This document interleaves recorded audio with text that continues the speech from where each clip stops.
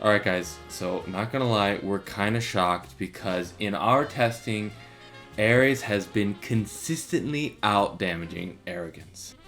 I mean, fucking shit. Yeah, and the exciting part is that you could get him in the next banner this Friday.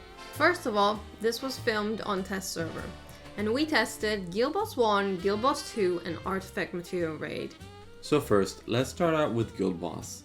The thing is, not only does he look a lot like Tordor, but his skills are very similar because he gives on his basic attack, a 20% defense reduction, which is fantastic. So the thing is that if you already have Tordor in the fight, Ares becomes a lot less useful because since Tordor gives it 20% and Ares gives it 20%, they cancel each other out and they just have a base 20% instead of like a 40%.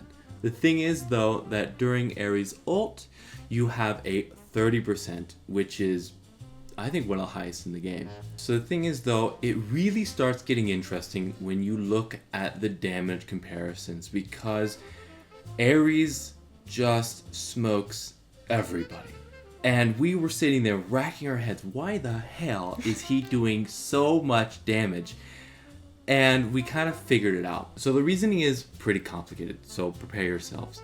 Because if you use Wailing Skull, which I highly recommend you use on this character, the little summon that comes with a 40% chance does 20% more damage because Ares is giving the enemy a 20% defense reduction.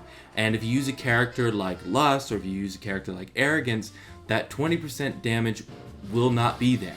That all being said though, we also did a test with Arrogance and Ares when they both did not have an artifact, and that test was way more in line with what you'd think it'd be. Now on to Artifact Material Raid. There are two abilities we haven't talked about yet. One is not very useful as it only works the second you deploy it, and that's it.